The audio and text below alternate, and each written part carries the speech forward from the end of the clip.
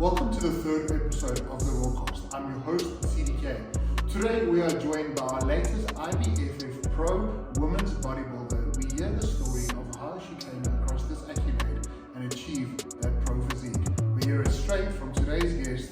I introduce to you Ms. Quadzilla, the newest IBFF Pro in women's bodybuilding.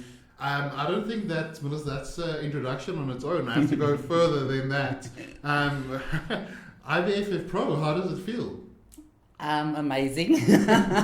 Yeah, it's hasn't sunk in yet, but I think it's going to take some time. It's going to take some more. Before it opens. Still feels like a dream. No, I mean, look. So I'll pop some shots up of what you look like on the screen for our viewers to see. You look absolutely amazing. So well done on the conditioning you brought.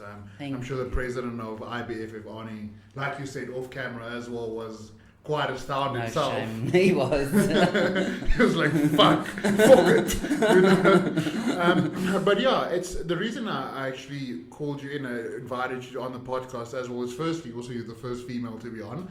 So great, first pro as well. So there's a few wow, a lot of firsts. A few accolades on you. So very much, as I said again, welcome. But the reason when I bring it, especially female bodybuilding in general, is not. It's something that, as we spoke off air, something, let's say, a woman drives on, I want to be a bikini model, or I want a thing like that. And off air, you said that that's something that you wanted to. So let's take this, before we get to this D-Day of last weekend when you turned pro, let's meet Melissa of... Wow. Okay.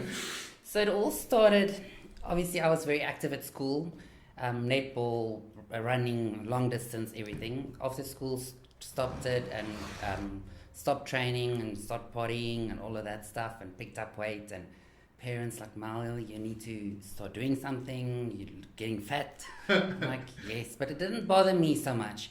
And then eventually I decided, listen, yeah, enough's enough. I weighed 102 kgs. And you were fat. Like 18, just after school?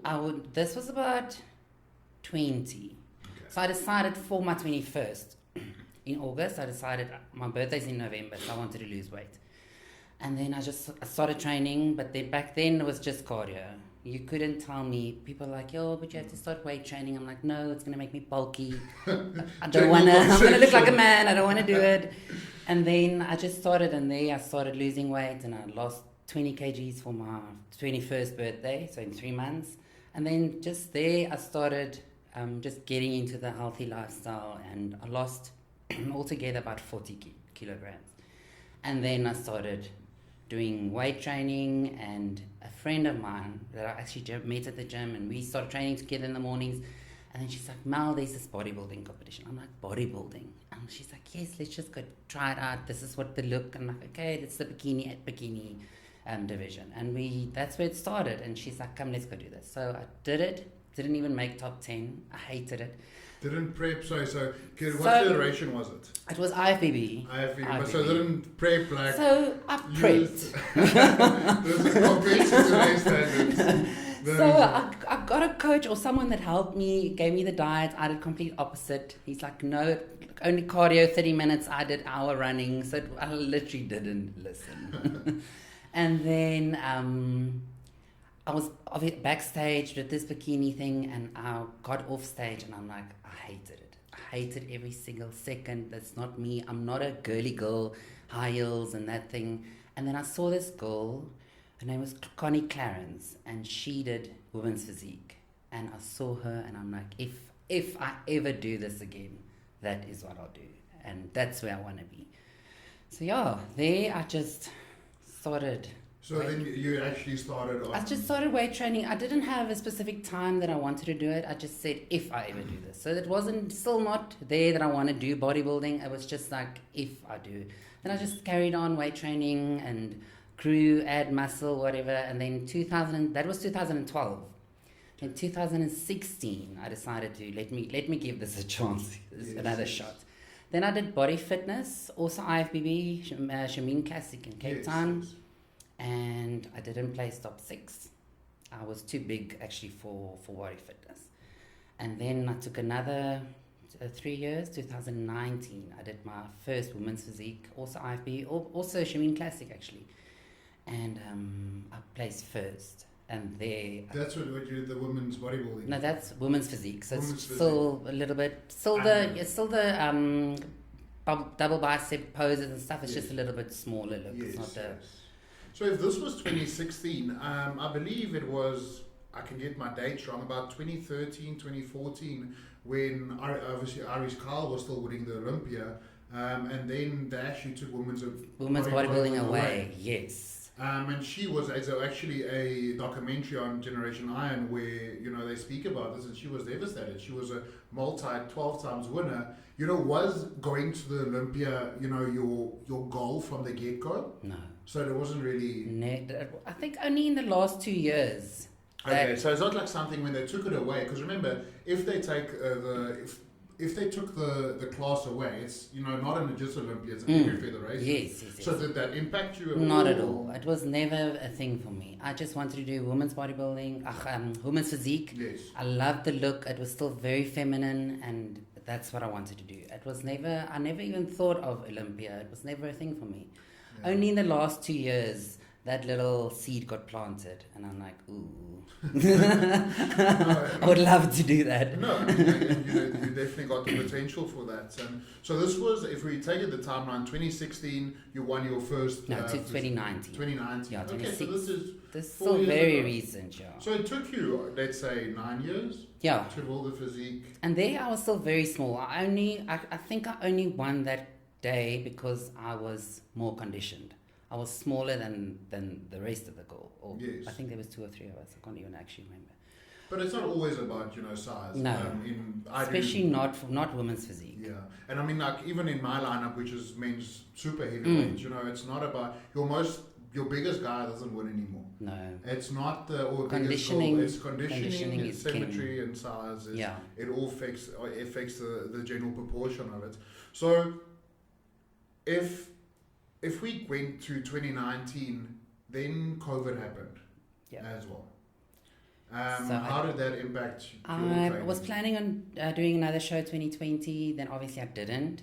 Then 2021, I planned on doing a show. Actually, I wanted to try PCA, and then the shows got postponed, and then I just carried on to NPC. Then I did NPC in December 2021.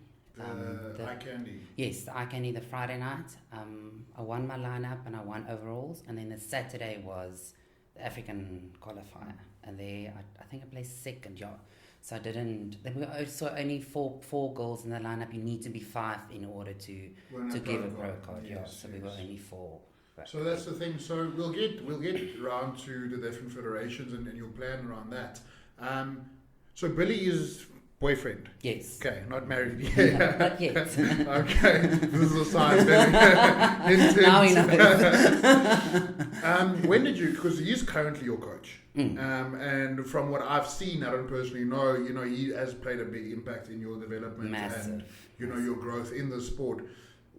How did you guys meet? When did you guys meet? So we met about 4 years ago in the gym. Standard place.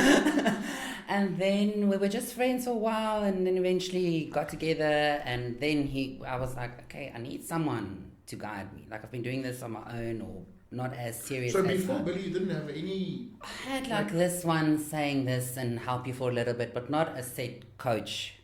Yeah. See, yeah, well... achieving this on your own is... I think I'm also very hard. Like, I'm a hard listener. Yes, so you're stubborn. Very stubborn. To be an open bodybuilder female male, you have to be the most fucking stubborn person. So I'm very stubborn. So, yeah, for Billy to actually got this right. Yeah. So did you guys started dating before, or did you start dating before, and then he obviously started to help you? Yeah. Because I read his bio, and he's got some good experience and things like that. And is there anything that was quite big that he changed, or that was, you said, will play an impact in? So the thing with myself and Billy, obviously he hasn't coached a women's physique athlete before. And women is so different. It's completely different. So we've still got this thing, like, he gives his input and he still asks me for mine. So he will be like, okay, but this this is your gear that he thinks, let's run that. And I will have, because he's very knowledgeable on that. And I would still, on the diet side, I would still give my input. Like, I don't think carbs should be that amount. So we basically do it together. Yeah. And I mean, it worked. So since you brought this subject up, I mean, it's not rocket science for male or female to naturally look the way you do. I did not wake up last weekend on Saturday and decided I'm going to do women's bodybuilding and got my pro card. No. Yes. So if you are open to talk a bit about PED use, and I think it's not it's more of educational purposes, I think, to people to understand, especially coming from an IBFF pro like yourself now, and the route that it takes. Unfortunately, in today's society, people think it's going to happen overnight, and they want instant gratification, success, and everything. And not only even there's a disclaimer on the thing, we are not condoning anything and saying if you use this, you're going to look like Melissa. No, but you literally not. And that's it. What the people think, and it's coming from personal experience, I think you can vouch for it as well. You can say, listen, I use X, Y, and Z, and they'll just use 10 times the amount 100%. and think they're going to look like you. The hard work and dedication, you actually have to work 10 times harder. You're still here. You still have to put in that work. To actually... People don't understand that. They're like, oh my God, what do you take? I'm like, I can tell you exactly what I take. And you can take that and more. You're still not going to look like that if you're not going to put in the work and do the sacrifices and all of that. People think it's actually sad to think, because people really think it's a cheat code or it's easy way out. Yeah. Oh my God, you use steroids. Yeah, like you only look like that because you do steroids. So I've got friends like today, and I'm sure yourself as well. It does. Don't get me wrong. I fucking love the shit. Yes. It is the most amazing shit ever. Not condoning it. This is myself. My honest opinion. When it comes to training, is the hate. So bikini and stuff you weren't using. So you had to make the decision yourself because you didn't really have a coach at the time. Yeah. What to use? Did you do research on it? What was your first initial step like? So I had someone back then helping me, and he was like, this is what you must take. I didn't even ask. I just trusted this person.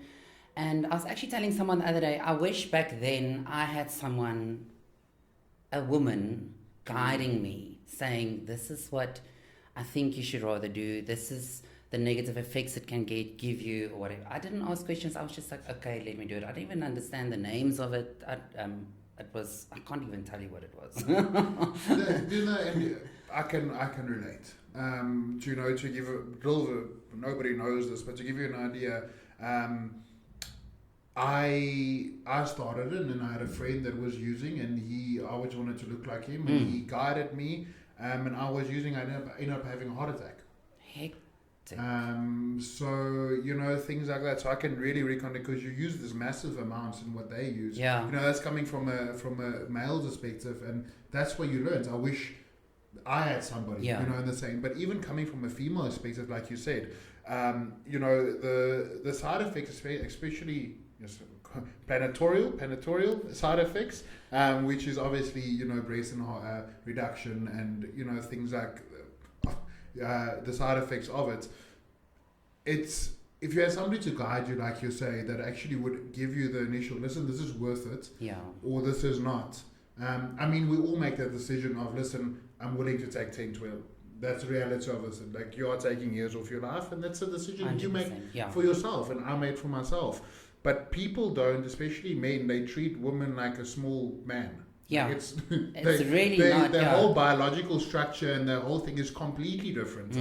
You're dealing with progesterone and estrogen, not just a man's testosterone. Yeah, and getting anybody into shape is very easy. You put somebody in a calorie deficit, and they're in shape. It's really that easy. But once you come into a peak week and things like that, it's really articulated to science.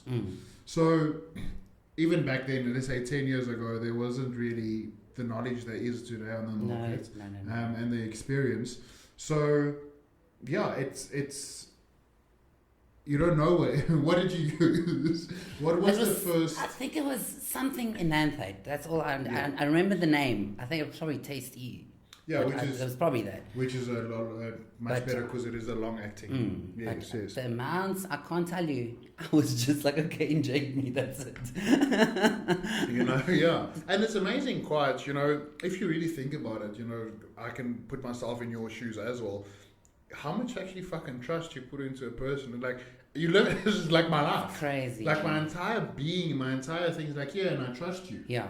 And it's quite sad because anybody it can just try and make a quick buck out of you to sell it and fuck up everything. So we're fortunate. I've learned my ways, and I'm sure you've learned. No, definitely. some things from I know your a lot side. more now. But that's how you learn over the years. And that's exactly what I did. This doesn't work for you. This works for you. And I always say I've got years of experience and multiple studies and degrees behind me, but the best educator I have is experience. 100%. Is self-taught. This works. This doesn't work. I mean, you can be so book smart, but it doesn't work if you don't know. All of us are different. That's exactly. Like nobody is like what works for me is not going to work for you. And I also had another girl ask me the other day. She wants to ask me like something. So I'm like, okay, yeah, that's coming. I love what? I told her, I'm like, I'll prefer you asking me because, like I said, I would have wanted that back then, and I would tell you exactly what the negative side effects could be, or this or this or that. So and I think you can be that person for somebody. As you said, you wish you had a person that guided you and stuff. So there is. I think it's important, definitely in this sport. Definitely, it's growing on an expenditure rate, So, young females and stuff, you really can be. You are a role model and a mentor for a lot that I can imagine. So, that's the thing. And rather ask, what is the thing. So, when would you say was your peaking point in your career where you actually started, getting into the condition and the shape of a female bodybuilder? Obviously, for me, every prep I do, I tend to get better. Yes. It's like you can push that a little bit more, push a little bit harder. This obviously last weekend was my best condition that I've ever brought to a stage. It was that glutes. But it's not my best that I can be. Fuck no. Those glute striations, I was like, you literally look better than some men pros. Really, the past weekend show, it was a phenomenal. I get goosebumps. But you know what? A week before that show, I was still at the gym, and I had a little bit of a wobble, and I'm like, I'm not gonna be ready. I looked in the mirror, and I'm like, you're still fat. What are you thinking? And I'm like, I went to Billy because he's like, I was steaming, and then he's like, okay, we need to do posing afterwards. So we're still in the gym, go to the studio, and he's like, come, we do posing. I'm like, no, I'm not ready. I don't want to do this. And he's like, come, put on your shoes, do this. And then he's like, let's take photos. And then when I saw the photos, I'm like, okay. But even though, because I saw your picture, the picture I think you posted this morning or yesterday, you said 2 days out. Yeah, that was the day before. And you're like, I'm fat, I'm not conditioned. I also put it up on the screen for the viewers to see. But it's quite crazy if you think about it. We suffer from extreme body dysmorphia. No, definitely. It's something wrong with our brains. It's really a thing. thing. When I look at that now, I'm like, what is wrong with your eyes? Now that you're peak off season, you're like, fuck. And that's it. That's what I love about the sport is you'll never be good enough. Yeah, but I think it's necessary. If you want to be better and grow as an athlete, you have to be hard on yourself. Yes. People are like, you're too hard on yourself. Like, you can't be too hard on yourself. If the best of the best, you can never be satisfied. You have to critique and you have to have that. Listen, I can be better. I can be and better. And take critique take constructive criticism with 100%. respect. Don't be like, oh, what the fuck So do they know? My mom said I'm beautiful. Mom said I should win, and this politics, and this actually is so true. It's a bit off topic, but so many people that don't place, and they're like, oh, fuck my coach and my it's always someone else's just fault. take the blame. But you ate Reese's cups 3 days before, so take it, and that's what defines you, Melissa, is different to anybody else that is trying. That's why you got the pro card, because you were constantly working, grinding your ass off, behind the things. And I mean, we met at the gym, and you were like 3 weeks out, and you were like, the happiest go lucky. You're like, I thought to peak off season. When I get 6 won't weeks say out, I'm happy. and that's the thing. You're actually able to portray yourself in such a positive light still. You know, if I'm 6 weeks out, I've got my hoodie on, you don't fucking talk to me. My Don't clients, look at me. my clients get an email, like I apologize for what I'm about to say. Like, don't take me seriously. They know by now. They're like, oh fuck, how many weeks It's are coming. you? It's coming. And that's really the funniest part. Like you were handling yourself, and like you said to me, you weren't planning to compete in the show. So it was the Pro Diva show, and which is not normally. I was surprised they have female bodybuilding because they don't have men's bodybuilding in the show. Yeah, so it's a more female show. Yes. So I wasn't even actually aware that there was going to be a women's bodybuilding. I just knew there was the Miss Figure, which then I said, okay, I'm going to go for that. And then I saw when the lineups came out, I'm like, oh, there's a women's bodybuilding. I'm like, that's what I'm like, because I never stood in a women's bodybuilding before. That was my first. It's always time. been physique. It's always been physique. Okay. And then I actually planned last year after the shows. I finished my last show September last year. And then Billy and I decided, we actually sat down and I said, oh no, actually after I watched the Olympia, I actually told him. Always, after a show like that. No, listen, I'm like, I need to be in women's bodybuilding because I'm like, I'm borderline women's physique and I'm not going to come in smaller and sacrifice the work that I've done. I'm like, let's grow into women's bodybuilding. And he got so excited. And he's like, yes, so we can train together again.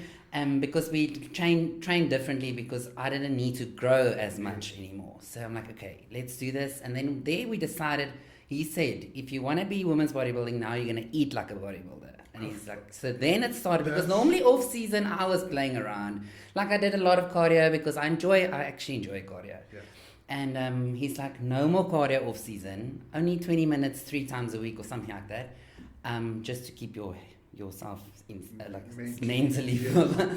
And then there it started, and I decided I had my 8 meals a day, force feeding, and it was actually that was challenging. You get to prep and you're like, this shit is easy. like fuck. And he's like, no cheat meals, no cookies, because I love cookies and sweeties. See, I'm savory in it. That's one thing that people don't get. People think, really I've probably had one of my, not biggest, but like an off season now as well, where you like force feed. Like, I'm hungry now, but I'm not starving, and I'm coping, and this is really easy. So if you take yourself to your peak, because I think your on season is made out of your off season. Yeah, 100%. You don't build muscle on prep. This is just you're basically showcasing. Prep is actually easy. You just cut. It is. Do your stuff. It's routine. You're not hungry.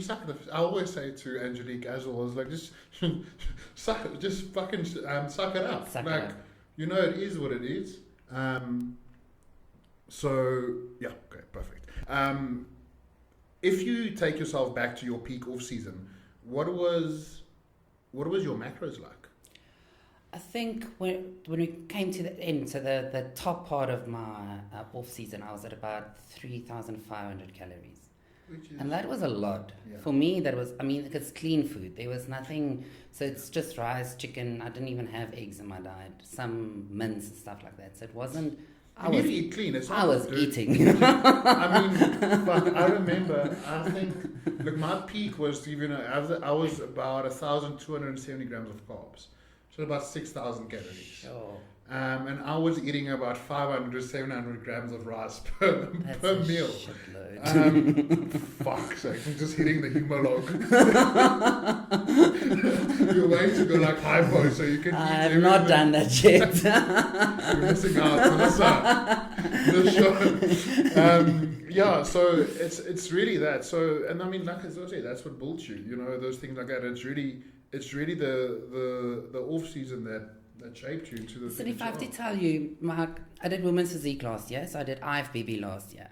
I did provincials, and then I did essays, which I won both shows. And then I got chosen for the SA team, and 3 weeks out of Worlds, I got sick, swine flu. So I didn't end up going. But if I tell you, like, my gear and stuff that I used last year is exactly the same what I did this year. The only thing I really did differently was my off season was so clean compared to what it normally is. And I think in total I lost about 10 kilograms, which is nothing compared to normally I lose about 17, 18. Easy. And my weight on stage last year was 71 and this year was 76. So just that difference in off season, I think it was 7 months. And it is because, I mean, that 5 kgs is muscle. I mean, you had 0 fucking fat in you. Also, the other thing is I didn't do so much cardio. So obviously I wasn't so depleted and...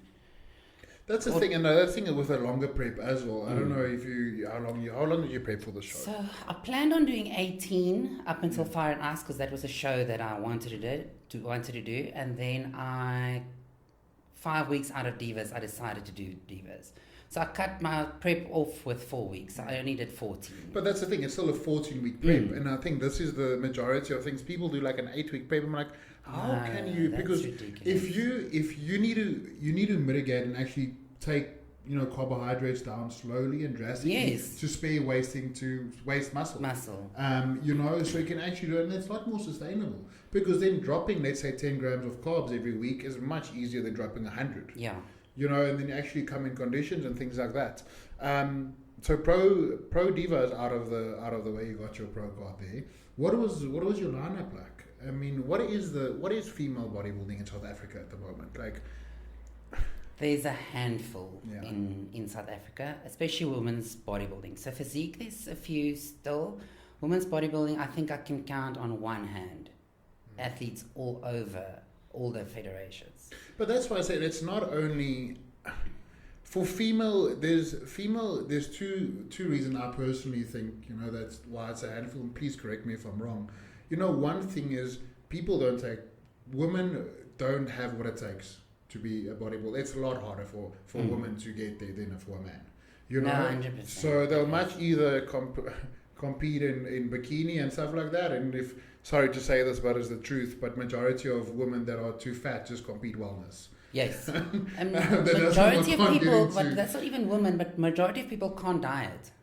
It's like they cannot for the fuck of it stick to a diet. And I mean, it's really not that hard. Obviously I understand it's not everybody's look. So not all females want to have the women's bodybuilding look, which is fine. But I think there are some of them that want to do it, but they don't know how to get there or have the discipline to do the actual dieting. Because if you look at some of the federations, women's physique, they're still fat. They still have about 12 weeks left of dieting and they get on stage. So I'm opening a can of worms. Shit. No, but I love it and I want to talk about it. How the fuck can some people look yourself in the mirror and think you're staging? I'm okay to get on stage. I don't understand. Sorry to say this, and it's not only, I'm not pointing it to any federation. It's like every federation, there is a woman or a guy that is like peak off season on stage. Or doesn't even competed and things like that. And I understand we all need to start somewhere. Yes. But you also, there needs to be a line. That's the thing is, and this is, like I said, it's a great sport, and I wish everybody can experience getting onto stage once. Yes, in 100%. actually peak condition and actually see what your body is capable as human beings. Yes. We are living such a sedentary life. We're not made, us as human beings, God didn't make us to live on Uber Eats and, sitting and be sedentary and stuff like that. But the thing is, coming back to is, I personally feel disrespected if you competed to me looking like that. First of all, for the past 20 weeks, I've put my body through hell, trained through and everything. And like, you want to know, obviously I'm going to beat your ass. But you want to compare yourself to me. I'm not saying me, I'm sure you feel the same. Yes, that's what I'm saying. And that's really, look, it's not my ball to say, my coach will fucking tell me straight. Like, you will not fucking get. But that's the thing. That's what also that you need that person. You need not your mom saying, "Oh, you are okay, go." But you need that person saying, "Listen, yeah." Even me, like I'm also coaching clients, and I'm like, don't worry. I will tell you if you're not going to be get on but that you stage. need that, and there's some big stages. I mean, I can admit to this. I'm 14 weeks out, and like, fuck, I gave in, and I had a peanut butter sandwich on Wednesday, and I told my coach because we're completely open about it. Yeah. He didn't shit on me, but I was like, hey, dude, like, what, you know, like, get your shit together. Like, I know You you're need 14 to- weeks out, but yes. we're looking at it 7 weeks. Do you want to fucking win this or not? You know, and he actually tells me, like, don't, you're supposed to have a refeed. You're not fucking having one now because you fucked up. That was your refeed. Suffer, bitch.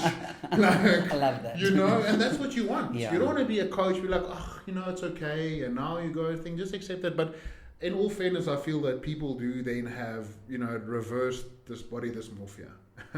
You know, if you think about it, like, for the viewers that don't really understand, 100%. if you get anorexia, they look at themselves in the mirror and think they're fat. They're fat, We literally the opposite. Yeah. We look Like in the you're mirror small. and we're like, fucking put a hoodie So on, like, tiny. you know, which is thing. And maybe in their case, it's a thing, but like rather. But I understand, like, some of those people are like, okay, I've lost 10 kilograms. Doesn't make you go, well No, done. Like yeah. really, like It's fucking not a well done. transformation show. It's not it doesn't give you the right It's to step on bodybuilding, stage. yes. Like stage weight is, I've if also- you are anything over 5% body fat, you shouldn't be on stage. Yeah. And it's Unless the bikini girls Yeah, are a yeah. little bit higher. bodybuilding, yeah. Yeah, because I think you and I can relate, because I'm bodybuilding, you bodybuilding, you know, and things like that. So, yeah, it's great, but it's coming back to, you know, the handful of girls in South Africa that do bodybuilding, it's that, and they don't really know. I don't think the proper guidance is out there, and I can say this I'd really say this with respect. I don't think South Africa has the coaches to take a woman to that level. Yeah. And know what they're doing, and actually guys, to minimize side effects to the thing. 100%. You know, if you have some of, you know, I use you, let's, perfect example. You, we've been on this podcast and everything, and you know, you do female bodybuilding, you have admitted to the fact that you use, and you still got a feminine voice. You know, you don't fucking, I know a girl. No, let me not. I was just thinking, I'm like, no, because not gonna say watch that. this, they're gonna watch this, they're gonna know it's me, but like, fuck, I'll say it. Like, I used to phone her. Fuck. They used to, like, you get a call and then like, hi ma'am, like, oh fuck, sorry sir. Like, Listen, I get that as well. you know, but like what I'm saying is try to like, you know, if that happened, how to reverse it, how to diet you, especially coming into, you know, taking hormones such as progesterone and estrogen into play, of getting you into that type of conditioning. You know, and this is where, again, from personal experience, is they'll rather pay 500 Rand a coach than 5,000. Yes. I mean, I don't pay it. But there's your answer. Exactly, and I always say to him, why does a Ferrari... Then you're going to look like 500 Rand on stage. 100%. And then I always ask this question to myself, why is something cheaper? There has to be a reason. Why is a Ferrari what it costs and a Tata what it costs? Yes. Like, you know, 100%. it is, and you really get it. I have been, and the problem is, if you never, I use this expression quite a lot, but it's actually so accurate. If you never driven in a Ferrari and you drive in a Tata every day of your life, that's what you're going to be happy. You're going to be happy. But if you're used to driving in a Ferrari and all of a sudden you're in a Tata, you're going to be like, what the you know, this is fucking bullshit. I'll rather walk.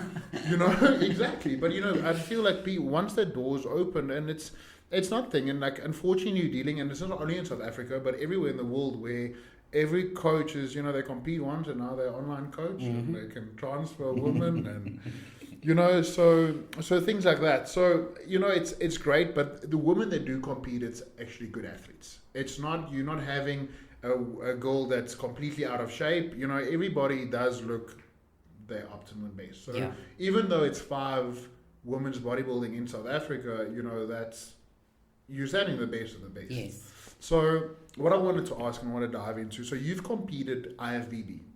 Okay. You did the one NPC show, which is Eye Candy. Yeah, and the pro qualifier. Yes. Which you came second in physique.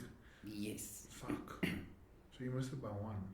No, but remember, we are also tall and short. That's what I wanted to ask. Because if you have in physique, there's tall and short, there's no weight cap. So it depends. So women's NPC has tall and short. IFBB only had 1 class.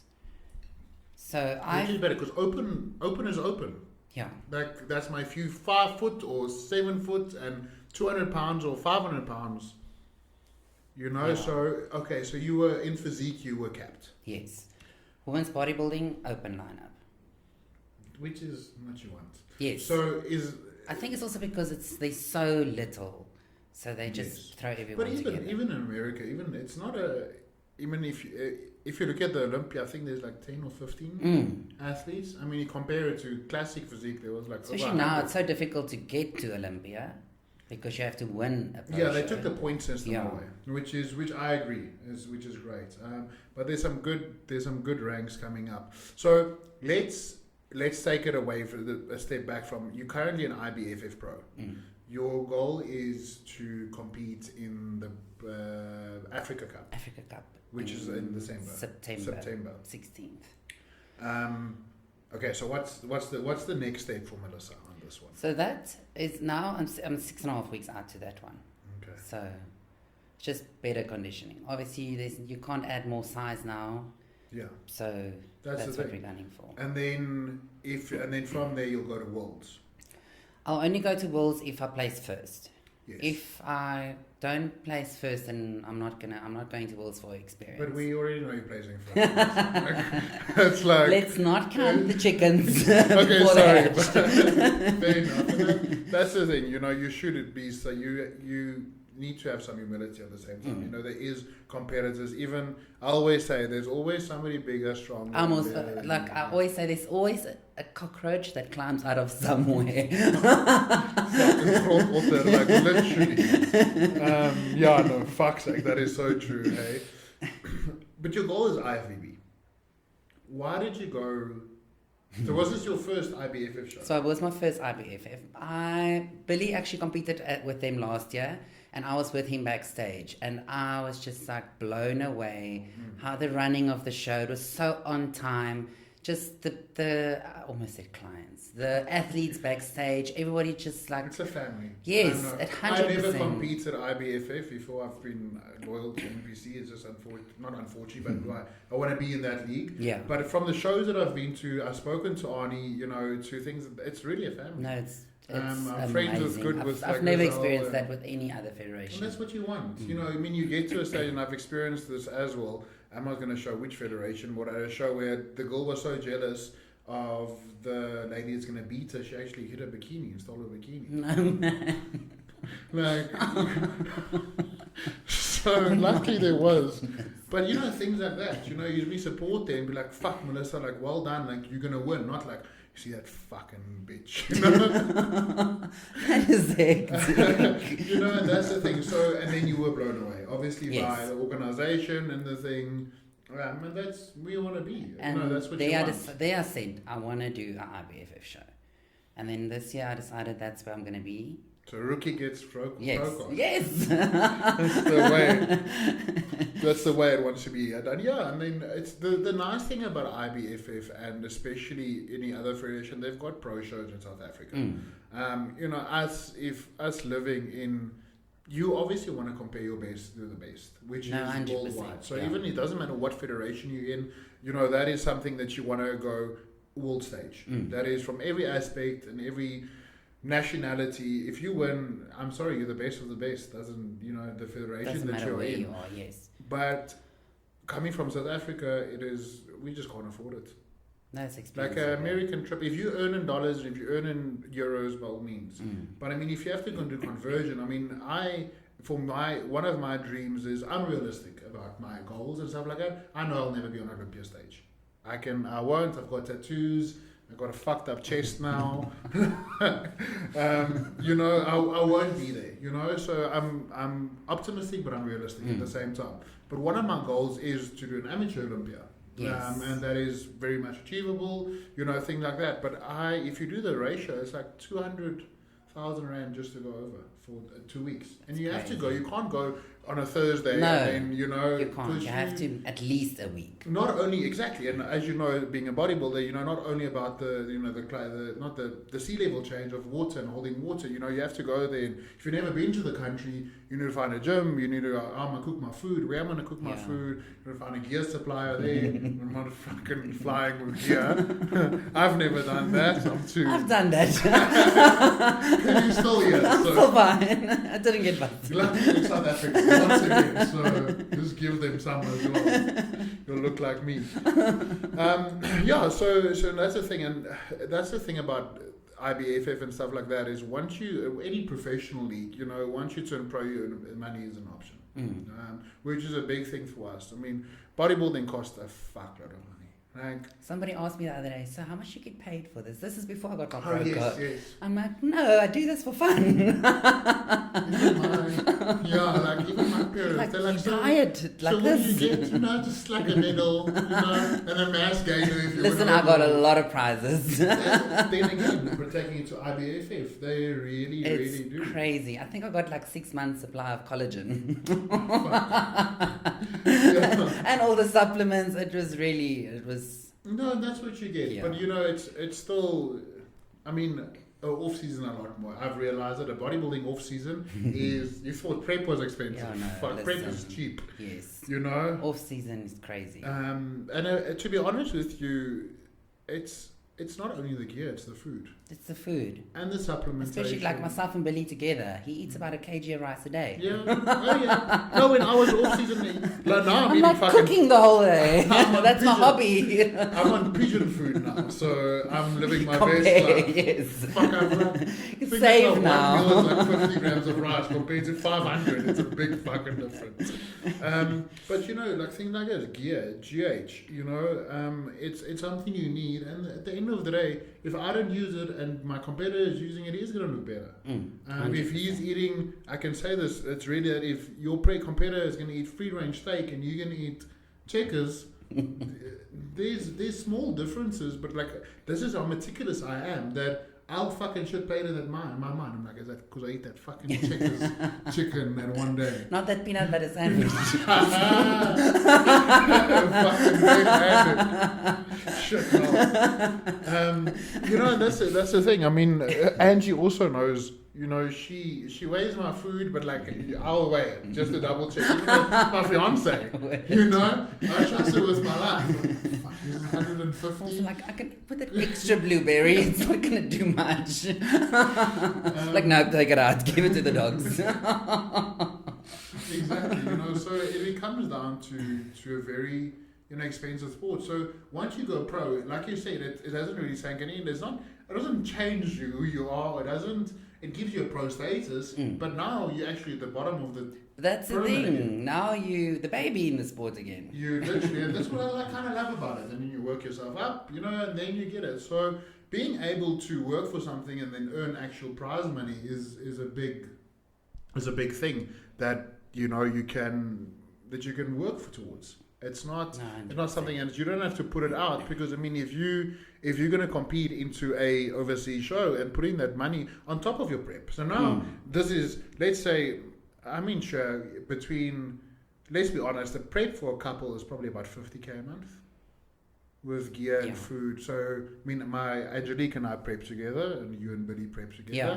I mean, easy. Actually, our gear is sponsored, so we both are sponsored. Anybody want to sponsor? Just saying. So thank you, Oxygen. Shout out for actually saying them as well. You see, and that once you get to a so level, much, eh? It yeah. really So if helps a lot. this is what I'm comparing to. So if you're not sponsored and you actually buy everything yourself, you know, you worked yourself up to get sponsored, you know, so you're actually at a stage where you benefit out of it, you know, so that is great. But I mean, that's what it costs. So let's play in the ballpark of 40 to 50,000 rand, which is, if you gym fees, you know, everything in consideration, really what it costs. It is. You know, on top of that, you have to fly overseas, accommodation, there, spending money. You're looking at 200,000-300,000 rand for a show, and if you don't win. That's why I say I don't go there for experience. Yeah. I'll go if I win, but I can't go there just experience overseas. Yes. No, it's not. I mean, stage experience, and I've done quite a few shows in my life, and I've only probably I was fucking stage shy. Like, you know, and you only get it, and especially it's I was juniors, and then you overall juniors, and then you're fucking in the bottom of the food chain again on things like that. But stage experience is everything, and you can hit the stage. That's what's nice about these federations is it's international standard everywhere. So it's not like you're gonna get on fuck, this is the raw cast. Fuck it, I'll say it. You're not like some of these fucking school federations that hires out the school fucking the church. Skerkse soul in school soul and play your music off your phone. It really is. So if you want to go, you need to win. You're going there. It has to be undoubtedly like I'm gonna win. But that's the thing. I don't do this to get second place. I do this. I want to win. I don't. People are like, but it's not about the first place, or it's not about the trophy. 100% about the. I don't suffer like this for fun of it. I'm sorry. No, eventually you start the sport because you love it. Yes. It's not only the status symbol, and I always say there's a physique and a well-built physique, especially bodybuilding, is something money can't buy.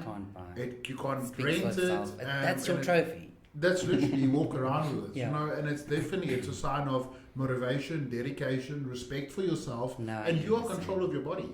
We're living in a society, and where it's actually quite sad, but food controls people's lives. No, it does. And people are depressed because of it and stuff like that. So if you're able to, carry it on a well-built figure, that's what you have to show. So then you're gonna compete for a few times. Then after that, you're like, fuck, well, I actually want to win because winning is fun. It feels good. Winning is fucking fun. It feels because good. It's just that moment on stage and you're like, okay, this hard work actually paid off. That 5 minutes. Yes. Is you crazy. Everything I've done, it actually paid off. Yeah. So let's talk about it. And I think people currently are seeing Melissa with a pro card in her hand, looking conditioned as fuck on stage. But people don't really see the suffering and behind it like that. Building up, I wouldn't say this prep, because this prep obviously was, it was 6 months, 7 months. You knew what you were going for. I want to go more into the detail of what it took to actually transition into bodybuilding, and how not the side effects, the lows of it. What was some of your hardest battles that you had to fight? I can experience, perfect example, I had Angelique with my chest hair, which was really, really great, and I'm sure Billy has been there for you. Like, some of the lows that actually did you want to show people, that talk about that people don't really see? So my biggest low, especially, it's people saying, "Oh, you look like a man." Yeah. That is the biggest thing. It doesn't get to me anymore. But especially hearing it for the first time and the second time and then the 20th time, it still hurt. And it's like, but I'm doing this for me. This is what I want. I love this look. You don't need to like it, but you also don't need to say it or ask me why am I doing it, or yes sir, what do you like? Because I get that quite a lot. I still get it. I like walk into a mall bathroom and they're like, oh, but this is the ladies' bathroom. And it actually happened to me just after the show at Pro Divas as well. I walked into Discovery Bank in the bathroom and I just like looked at her, but like I can't even get upset but anymore. You look very. It's not like you dress feminine. I had a pink jersey on. But it's like it used to get to me and I used to get upset about it. But I'm like, people don't understand it. They see a woman with muscles and they're like, oh my god, what are you thinking? Like, that's so gross. But it's like, I'm not doing this for anyone. I'm doing this myself. So I really don't care what people say or think anymore. It did, and that's great, But like you said, it's for yourself. Yeah. And what really, I can bring this up. People are so quick to judge if you are looking good and if you're a bodybuilder. But if you're 400 pounds overweight, fat slob, then it's fine. They will not say a single word. Then it's fine. But now that you actually look after yourself, and I wanted to ask, and because that is, being a female bodybuilder is a perception that people have. Like, how does it impact you? And I'm sure, like you said in the beginning, it was like, fuck. It was so hard. It's like, yes. And I was like, what are you thinking? Maybe you shouldn't do this. Yeah. But luckily I did not. Didn't let it get to me, and I just... And I mean, that's a big thing. I mean, I can say this, and I think you can vouch for it. Having a supportive partner in this I was is just everything. going to say that, yeah. As much as bodybuilding is a one-man sport, it is really not. It's really not. It's the people that close in your circle that actually cheer you on. That's and the thing. motivate you every day and check in with you every day. Because at the end of the day, who are you winning for? If you are on stage and you've got nobody clapping for you, you have an audience. But if your fiance or your children or your coach is not in there, like, who are you making proud? Like, it's great winning. Yeah. I've been there. I fucking won for nobody. I've been on both sides of the spectrum. So as being, it's not a one-man sport. No, it's not. And if you don't have a supportive team and coaching and things behind you, it's not what it is. And that's what I was saying. So you can. I'm sure you knew that Billy was crazy in love with you, and like, this is what I want. Like, fuck everybody. But that's the thing. That's why, like, I loved it when he got so excited that I wanted to move into women's bodybuilding. And I'm like, okay, now I get more excited. Yes, and that's the thing about a supportive partner. You don't want to be like, yes, Mila, you seriously want to fucking do this. Like, you want to do this. If Angelique has to come to me today and she says to me, like, she doesn't want to compete anymore, I'll be like, babe, like, it's fine. It's up to you, but you don't. This doesn't make you. If she says to me, "You want to be fucking women's bodybuilder," I'm like, "Go speak to Melissa." I'm like, I know somebody now. I support her in either way, and that's the thing. And the thing that actually just frustrates me as well is I'm past the stage, and I can relate because I'll tell you the story. It was the funniest thing ever. The more you move to your Afrikaans areas, the more judgmental you get. Definitely. Pretoria, I grew up in Pretoria, so I'm pretty much tattooed. I think so.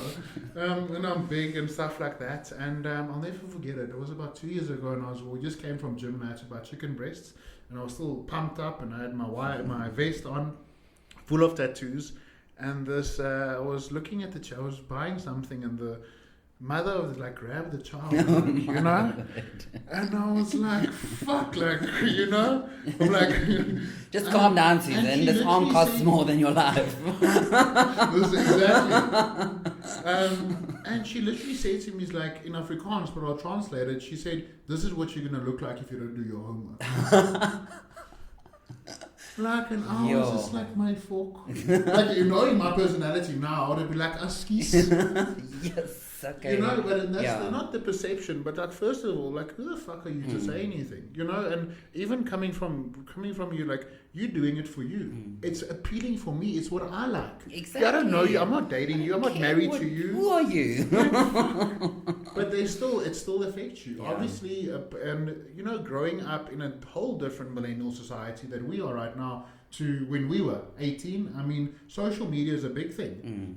You are gonna, unfortunately, I'm sure you've already gotten it. You got an hate, and people commenting on your stuff and 100%. Saying, don't you can listen. No, I need to say this. So last year on Christmas Day, Billy bought me a sausage dog. So we went and fetched her, and as we were driving in Pretoria, this drunk guy walks past us and he looks at us, but like my window was open, and he's like, "Julle twee moffies."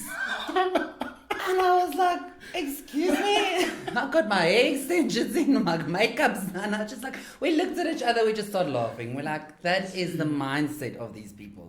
No, they are so naive, and they don't know. Even when we went for lunch, also on Christmas Day, I was wearing a black dress, and this old Wimpy and Tanny talk to each other, and they say, "Transvestite," as I walked past.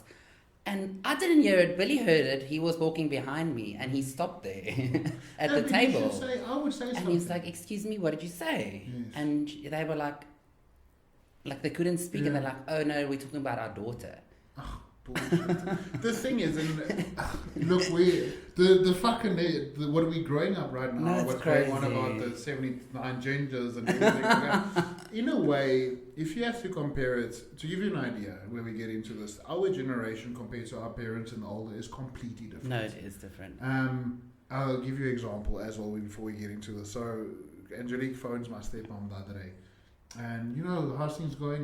Chris tore his chest, as you know, how's it going? But he started a podcast in this time as well.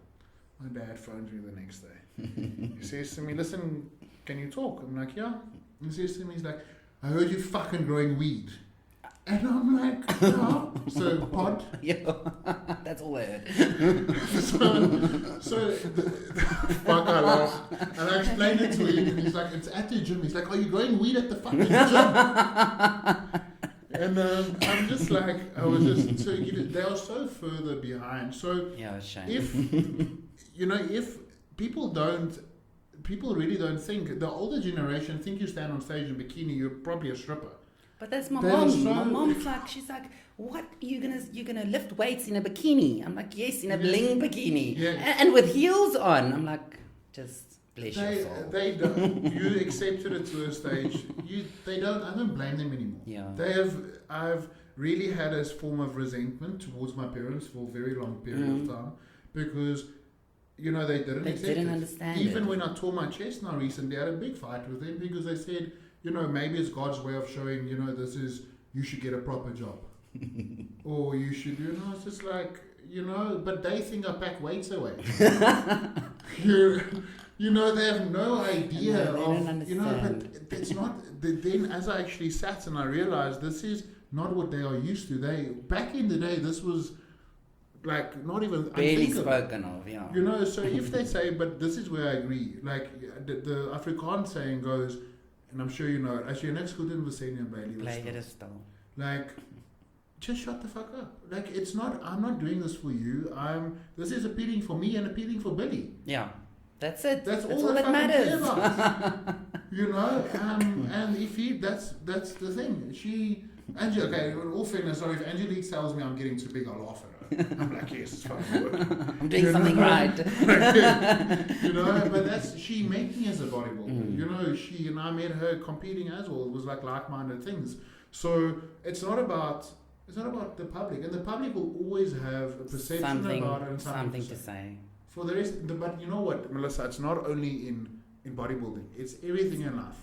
They'll always have their 2 cents aside, but I've realized and I've accepted it. Either comes from a point of jealousy. Normally does. 100%. And you can't be like jealousy or they not be able to do it. If they see people see potential and instead of enlightening you on it and motivating you, they actually want to dim your light. So, which is very, very sad, but it's the life that we live in. But then you also get the opposite. Then, like at the show, Pro Divas, I had this old wimpy. He was probably 75. He comes to me, he's like, I just want to tell it in Afrikaans now. And I was so shocked because this Afrikaans wimpy is like, you must go to Olympia. Yeah. And he's like, you must fly South Africa's flag high. And I was just like, oh, so cute. So there's the other side of it, that you do get the people that like actually take time out of their day, that actually listen, to understand. And that's the thing. Every time we go to a bodybuilding show, it's like the entire bodybuilding community gets together. And you can see it's a big thing, and it's really, really a growing industry. It's definitely growing. If everybody understands it, I've made my best friends in this gym. I mean, we met, I've met everybody that's been on this podcast. It's not for us, and each to their own. It's not people go to the club, and that's not my life. No. It's not for us, and it's like-minded people that you want to surround yourself on. And that's the thing. It's like I said, it's growing, and it's something that you want to do. It's not, strive for it and go fucking full-hearted. I know the consequences. Yes. I know I'm not normal. I'm sure you have to you can't be normal in this sport. That's the thing. And that's really, really a thing. I mean, at the end of the day, it's what the bodybuilding, let's be honest, what bodybuilding sales are about is bums and seats. So the first one is bikini girls, because everybody's, yes. say this much love, every old woman wants to come watch the bikini girls, and they sit there and then they want to see the fucking freaks. Yeah. Which is bodybuilding, which is female and men's open bodybuilding. That is a circus show. Nobody comes there to see fucking, I can say this yet again with love. You want to say this? Nobody wants to see them fucking in your board shorts coming competing on stage. Like, it's true. Sorry, you'll admit to me. I'm not saying it takes hard work and dedication as well. But people want to sit there and be like, holy fuck. Like, if you look at Olympia bodybuilders and I'm sure where you're at yourself, I'm actually so spiteful I wasn't at the show. I'm definitely going to be a thing. I'll be front row and my jaw will be, because that's what you want to see. It is a circus show. It's not normal. We don't want to be normal.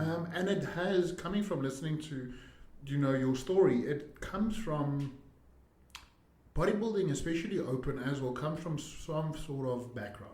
Something either happened to you. Something triggered, yeah. There's something either triggered, you were overweight, you were bullied, you had a bad child. There's no open bodybuilder had a perfect childhood.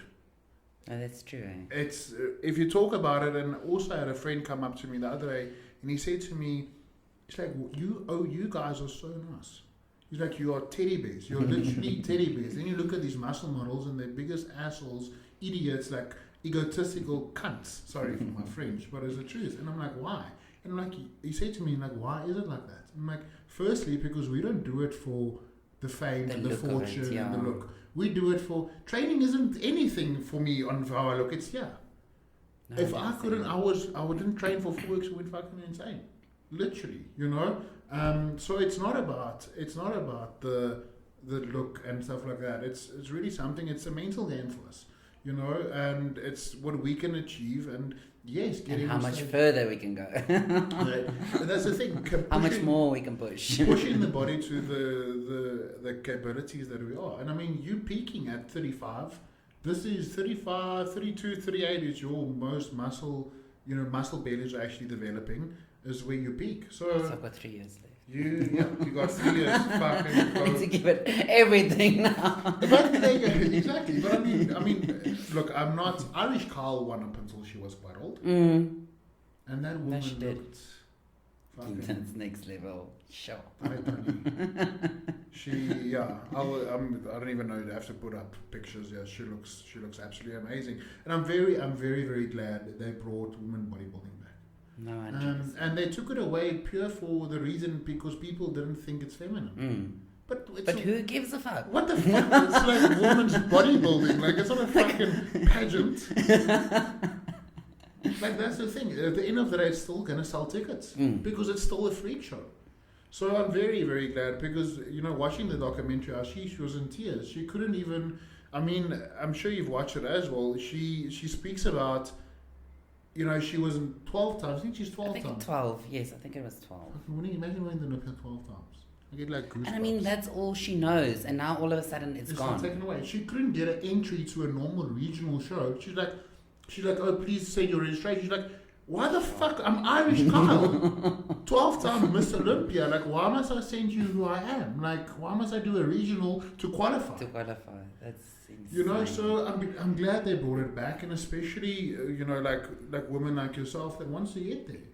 It's something that is definitely achievable for yourself, and give it your all. Give the pro stage. I'm not a pro. I'm striving for it myself, but I do think it's a lot different than competing as an amateur. Definitely. I think it's definitely going to be different. It's a whole thing, but you can actually step in. Like, I'm actually a fucking pro now. You can actually step, a few steps back. Take it in. I'm sure you and Billy had a few days stuffed your face. I did. He didn't. He's 2.5 weeks out. Oh, shit. So I had 2 days of myself just eating everything I saw. Everything that I could lay my eyes on, I ate. So take us very interesting. So being with Matt, who I'm with now, they protocol is we front load. And like dirty. Like, to get me up, to carb load me was like I start on a Monday. So when it comes on Saturday, I'm so sick of food, I don't want to fucking see anything. Because I carb up on Pop-Tarts and muffins and burgers. It's a dirty carb up because of the insulin response. Yes. So take us a bit through, your peak week. So normally, before, my peak week or my carb up started the Thursday. Because I'm very... I think I was carb sensitive. So then I would only do some rice, some this, like clean carving up. So this year, I started my prep and I had 9 weeks of no refeeds, nothing.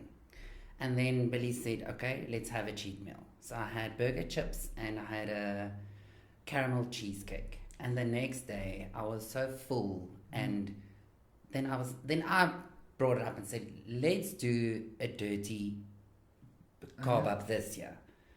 And he was like, okay, let's go for it. And I did it this year, but I started the Wednesday, some clean carbs, Yes. Thursday clean carbs, Friday I had muffins. Muffins. I had a bran muffin at Mug and Bean, and then the evening I had, I went to make Mug and Bean to go buy a chocolate cake, because that's what I wanted the night before. And I bought 2 slices, but he said only 1 slice, but I bought 2, I hid it from him, he didn't see it. So then the night before I had a burger and chips and the chocolate cake. And then the next morning I woke up and I had the rest of the chocolate cake. The day of the show. And Billy saw me later on and he was like, fuck it, you look amazing. We need to remember. You tell him. Wait, he's like, we need to remember everything what we're doing now so we can do it again for your next show. I'm like, okay, now I need to tell you, I bought 2 slices of cake and I had the next one this morning. And he's like, well, we're doing it again. That's great. So I'm like, it was a chance that I took, but I knew I needed to fill up a little bit more. I bought that cake for post-show, but I'm like, fucking, I can't, it's staring at me. That's really the thing. I mean, you always, and I see it again in South Africa athletes, they always look good the Sunday. Why? Yes, but because they pick the fuck why. out on a Saturday. That's why I said And I must do that. Exactly, you know, it comes again from But experience. also, it's not going to work if you're still 20% body. Please, yes. So, don't do this at home and say mouth you see, it. because now, fuck, this will be the next listener, and then you taste E now, and you chocolate, yes, the chocolate cake on the morning of the show. Yeah, because I mean, till this day, and I think it's lack of knowledge. Then again, it's why do Americans look so much bigger? I mean, like if you look I've at seen some of those people's carb up. They start on the Tuesday. Yeah, and same. it's just croissants and bagels and like this we were at the and show that. now, and then people like eating on the show day green beans and fish. I'm like, oh, but you know what it is, and it's scared. You need to take that leap of faith. But that's what I said, and I'm gonna take a chance this time. And I got my pro card. IBFF Pro. So chocolate cake tasty gets you a pro card. Did you take any diuretics for this? No, my first year that I didn't take it. Yeah. Because previously, my look on stage has been so flat and depleted. And it's like, I look good like a few days before the show. So and then diuretic. on stage, and I told Billy, I'm not doing it this year. And he's like, you don't have to. You're lean enough.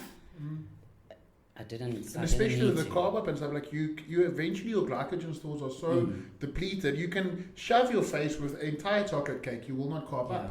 And I always say this, if you need to do a diuretic and a water load, you're not lean enough. Yes, 100%. It's as easy as that. Like, and I see some coaches like fucking 10, 12 aldactones, and I'm like, Yeah. you know, and even though it is okay, and then like I have the excuse that it's potassium sparing.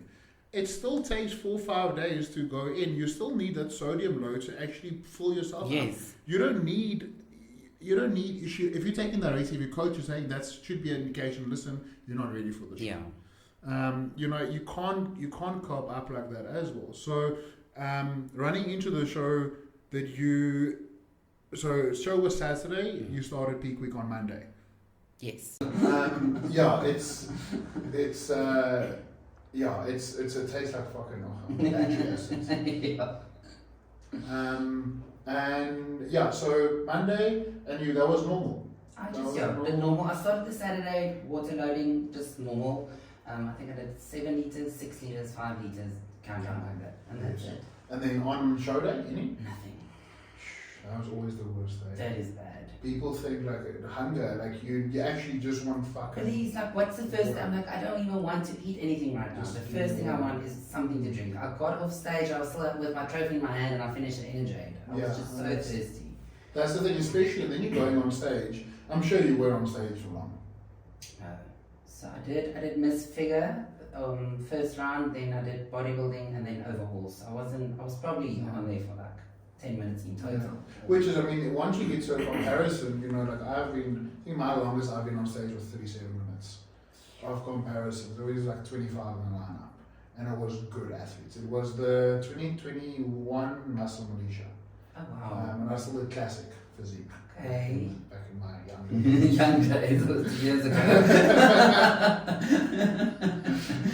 But just looking back at it, and I just had to give you an idea, which is crazy. I had to make weight at 89 kgs, And I was like, this is fucking, how do people get on stage at this age? I was like, this is how extreme we are, and I am not sure you can relate. I didn't make weight. So I had two options. I either had to do a Epsom bath. If that didn't work, we're gonna blood drop to make weight. What?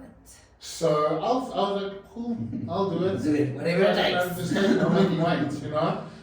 Thank God, I made weight on an Epsom bath. But yeah, I said I'm not coming in at 89 kgs, and then last year I was 105 on cage stage. So you know that's why I knew I'm an open bodybuilder. You know, so I mean, you can't force your body where it doesn't want to be. that's what I keep on saying to you. You can always level up. Yeah. And women's body being open, you can level up. This is great, but you work so hard to restrict yourself. You know, so why be physique? Yes. What are you building yourself? You want to be a Especially bodybuilder. us, we love training heavy. I can't play around in the gym, especially off season. You're like full of carbs and you just want to train. Yes. So obviously your body is gonna grow. So why force it now into a smaller division where it doesn't want to be? And you can see it. You can see. You said how depleted you were. You know, coming back to my experience as well, I looked like a zombie, and I was like, literally, you know. Now I'm living my best life. You know, so it's definitely that. So and then one thing I'm personally curious is did you drop your PDs in peak week? I did. So I stopped everything on the Monday. On the Monday, and I'm sure you're on GH as well. Yes, that was I carried on You're till Thursday I started. Just because the Friday I didn't feel like doing anything. Yes. That was just too much effort. Yeah, it's not fuck, I remember I was still on this as well, it's a bit off topic, but I didn't know anything, so I was running, so the morning of the show I injected my shoulders. My stood was like debunked, and I couldn't pose because it's so fucking inflamed. But so yeah, your GH you ran through, that is, I say to the holy grail of That stuff is, listen, if you can only afford one thing, I would say go for that. We always say that. Stop buying my children food. Before. And then how many, what IUs are you running on that? I was on 6. On 6, yeah, which is... Open bodybuilding. Well, that's also like 5k a month. Coming back to our budget. And then, yeah, just what was your cycle like with this? So, I'm really, we can even cut this. I'm just personally completely intrigued by, if I can compare to what I use versus. Injectables, I was, or still am, test prop.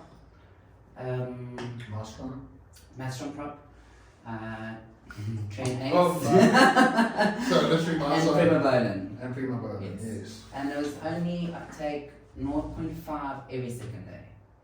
So it's also very, so if you look at 0.5 times 7 is 1.5, it's 140 milligrams of each. So if all of them are 100 milligrams per mil. Yeah, so which is it's not crazy. It's not really. And then Anavar, 40 milligrams a day.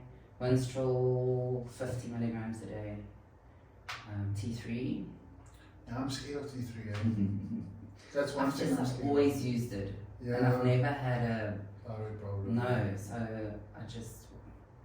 That's literally that's crazy. Yeah, that's my cycle. And it's like the fundamentals that people try to make things too complicated. It is literally, it's your DHT, your Nandrolone, which is your Tren, your Marshall and Prima, and obviously your test base, which is all. I love short acting because it's in and out. Same. If something goes wrong, you take it out, and you can stop it. Look, yeah, and it's really like really nothing, And even fat burners. My only fat burners I had is EYCA. Yeah, the efferine caffeine. Yeah. So that's only aspirin, yeah. Only fat burners. So not clean or no. Previously I took everything clean and urine bind together, urine bind injectable. I didn't need it this time. You get to a stage where your body doesn't need you've built a foundation where you don't need the amounts And of also that my you need. diet was so clean, so I was like, there's really no need for all of that stuff. And that's really the thing. Even Even coming really into- slims, I just hoid everything in the cocktail. You know, that's the thing. It's you get to a stage, and then again, people overcomplicate it. Is just fucking diet. It's the easiest, There's no it's not the magic easiest, pill. but it's the basic. the There's no simplest thing magic to pull. do. Yes, the enhancements are going to enhance, but it's not going to be. It's not going to be a It's not factor magic. of. It's it's really, and you get to, like I said, you get to a stage where your body doesn't need the type of dosages that you needed on the first, you know, That the you first think period. it needs. Like, and that's why people, then again, there's numerous of podcasts around and say, listen, what you use, I can guarantee you we're going to get viewed like, she's lying, she's not using that level. You know, fucking take my hat off for you that you're actually telling me, you know, it's, you know, the same. And that's exactly the same what I used last year. I Yes. didn't increase anything because I don't believe you need so much more. Yeah. We just said we're going to increase the food, and that's what we did. So I Just like really good food and clean, and prioritize. I think as you get older and into the sport, you start prioritizing health. You know, you don't need 1,000 cc's of training. I've ran it before. I'm sure I have as well, that I'm not aware of. You know, it's you don't need it. It's, especially coming to, like I said, my prep now. It's nothing what I ran the previous years or anything like that. You know, just eat good, eat clean, and that's it. Easy as that. So yeah, I think Malal, that was great having you on. I really, Thank you. really Thanks for appreciate having it. me. Yeah, and that's what I said. You were so. I didn't even know about the show, and when I saw your program, I was like, "Fuck!" Like nobody. And the funniest thing is, because it's typical bodybuilding mode where you see like other bodybuilders in the gym, and you're just like. Yeah. You know, and then you message, what had happened? Or somebody messaged me as well, and you messaged me on Instagram. I think it was still one of the things that you said. Yes. And somebody gave a comment or something, and I'm like, people are so fucking ridiculous. I love those ones. Because it's the funniest. It's always the ones that hide behind the names. And when I get a normal one, like a one we can see it, nobody says shit. Yes.